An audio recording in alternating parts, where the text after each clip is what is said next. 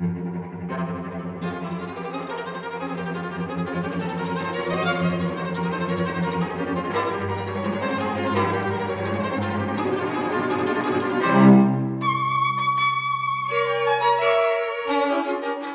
avril 1963, j'étais entré au Quai d'Orsay depuis 1950, le directeur des affaires politiques. On rentre dans mon bureau, j'étais à l'époque sous-directeur d'Europe orientale, donc je m'occupais des affaires essentiellement soviétiques, Est-Ouest, etc., crise de Berlin, Cuba et compagnie. Et il me dit, Henri, voulez-vous aller au Caire? Alors je lui dis, mais pourquoi faire au Caire? Il me dit, ben voilà, Jacques de Beaumarchais, qui était directeur adjoint du cabinet, de Couve de Murville à l'époque, a négocié avec les Égyptiens la reprise des relations diplomatiques qui ont été rompues depuis 1956, la guerre de Suez, et que permet aujourd'hui également la fin de la guerre d'Algérie par les accords d'Évian. Alors vous serez, parce qu'on est très prudent au début avec Nasser, vous ne serez pas ambassadeur, vous serez chargé d'affaires en pied. Alors je me suis demandé ce que voulait dire en pied. À quoi il a répondu, eh bien, ce sont des chargés d'affaires qui sont chefs de mission, pas simplement intérimaires, mais qui ont des créances, non pas pour le chef de l'État, mais pour le ministre des Affaires étrangères. Donc je suis parti avec ma femme et à l'époque 2 enfants qui étaient d'âge à pouvoir aller dans une école française au Caire. L'aîné était déjà resté en France parce qu'il n'était pas très loin de ses années terminales secondaires. Donc nous sommes partis pour avril. J'ai occupé la résidence qu'a évacuée le conseiller suisse qui était chargé des affaires. On a rouvert la chancellerie et donc je me suis installé là avec une petite équipe et je me suis mis à prendre des contacts, naturellement d'abord avec les autorités égyptiennes et ensuite avec le corps diplomatique. Voilà. Alors ce que j'ai constaté dès le départ, c'était, je dirais, la catastrophe pour les intérêts français, à la fois politique, économique et culturelle, qu'avait représenté l'expédition de Suez. Tous les biens français, ils en avaient de considérables, n'est-ce pas, des plantations, dans le coton, dans des sucreries, etc. Tout ça avait été nationalisé. Il y avait une mission des biens intérêts français qui était intérimaire mais qui n'avait rien donné. Sur le plan culturel, eh bien, nos lycées avaient été fermés. Restaient toutes les organisations religieuses, à la fois de jésuites, dominicains et les écoles nombreuses pour filles et garçons, car à ce moment-là, les religieux chrétiens, catholiques étaient allés se mettre sous la protection du nonce et avaient pu obtenir des cartes d'identité de l'État du Saint-Siège du Vatican. Donc ça s'était resté.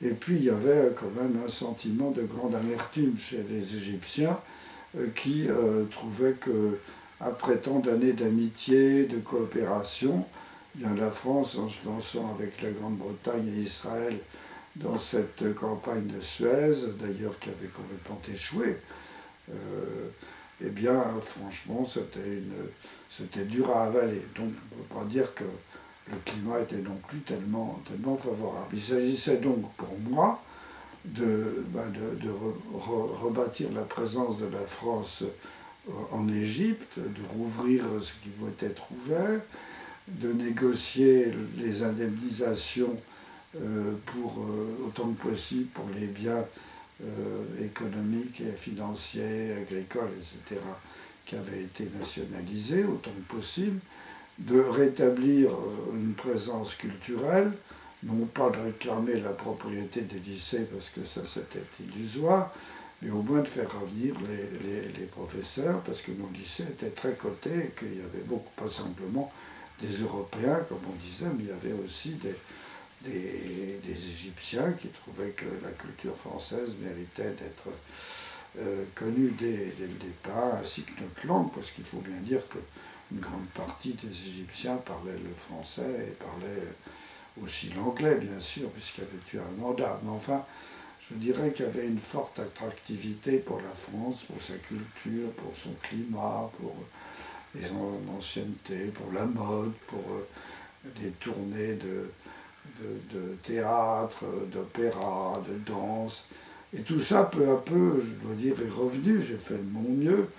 Et si je passe maintenant au bilan, quand j'ai quitté la tête de la mission, c'est-à-dire au début de l'année 64, où les choses allaient suffisamment bien pour que l'on puisse nommer des ambassadeurs des deux côtés, je suis resté comme premier conseiller. Et j'ai donc le bilan n'était pas si mauvais, puisque précisément on pouvait passer à l'étape de la nomination d'ambassadeur, ce qui prouvait que les progrès accomplis étaient tout de même suffisamment probants et positifs pour qu'on puisse passer à l'étape supérieure. Là-dessus, je suis resté alors jusqu'au printemps 1965 comme premier conseiller, donc évidemment avec une position un peu spéciale, puisque j'avais été chef de mission, je frayais davantage avec les ministres et les ambassadeurs que le ferait normalement un premier conseiller par rapport à son ambassadeur. Mais enfin, tout ça était au fond pour le bien de l'ambassade. Là, qu'est-ce qui m'a frappé? C'est que peu à peu, les choses sont revenues à l'état assez normal, que les plaies ont été effacées, qu'on a oublié le passé.